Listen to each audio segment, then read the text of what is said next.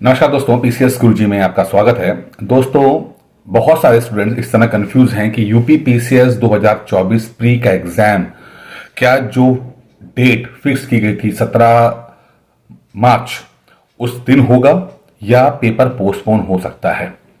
देखिए, यहां पर दो बातें निकल के आ रही हैं, मैं बहुत क्लियर कर देता हूं। पहली बात समझिए कि आरओ एआरओ का जो पेपर रद्द हुआ है या जो केस है वो बिल्कुल एंटायरली डिफरेंट है हमारे यूपी पीसीएस 2024 प्री से। आप दोनों एग्जाम्स को एक साथ नहीं देख सकते। आरओ का पेपर हुआ था, वहां पर नकल हुई है, पेपर लीक हुआ है, ठीक है, इस कारण से उसे रद्द किया गया। लेकिन यूपी पीसीएस के साथ ऐसी कोई समस्या देखने को नहीं मिली है। अभी एग्जाम हुआ ही नहीं है, वो तो डेट है।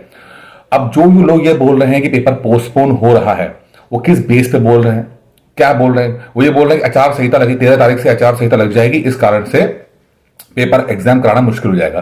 लेकिन ऐसा नहीं है, ठीक है। आचार संहिता लग भी जाएगी तो चूंकि पहले से नोटिफिकेशन जारी हो चुका होता है तो एग्जाम करा सकते हैं। पीछे पास्ट में ऐसा हुआ है कि आचार संहिता लगने के बावजूद भी एग्जाम्स हुए हैं, ठीक है। तो पहली चीज समझिए। दूसरा, कुछ लोग पॉइंट ये बोल रहे हैं कि सरकार को लगता है कि पेपर जिस तरह लीक हो रहे हैं, सरकार की इमेज बहुत खराब हो रही है और सरकार एग्जाम करा नहीं सकती, तो एक बार फिर से अगर पेपर लीक हो गया तो बहुत दिक्कत आ जाएगी।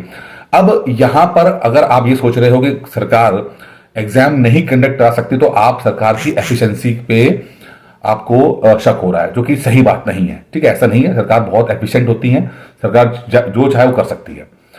तो अब ऐसा कोई बहुत ज्यादा बड़ा कारण हमें दिखता नहीं। तो आरओ का एग्जाम और पीसीएस के एग्जाम में आप दोनों को एक जैसा करके मत देखिएगा, दोनों ही चीज केसेस बड़े बड़े अलग अलग हैं, ठीक है।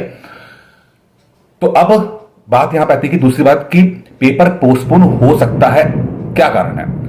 जो मेरा अनुभव रहा है यूपी पीसीएस को लेकर, जितना भी as a student, as a teacher, एक बात मैंने देखी है कि अगर कोई चीज बहुत अफवाह बहुत ज्यादा तेजी से फैलती है, कोई ऐसा लगे कि मार्केट मतलब एजुकेशन डोमेन में बहुत तेजी से फैल रही है कि पेपर पोस्टपोन होगी, तो 80% तक संभावना होती है कि वो अफवाह सही निकला है। ये बहुत इंटरेस्टिंग बात है। अगर अफवाह बहुत तेजी से फैल रही है तो समझ जाना कि आप 80% संभावना है कि वो अफवाह सही हो जाएगी। तो इसका मतलब क्या है कि जो भी पोस्टपोन की जो होने की बात आ रही है वो 80% तक सही सिद्ध हो सकती है। अब आप बोलोगे सर ये क्या बोल रहे हो, आप दोनों ही बात बोल रहे हो, पोस्टपोन हो भी सकता है, पोस्टपोन नहीं हो सकता है। तो हाँ, बिल्कुल।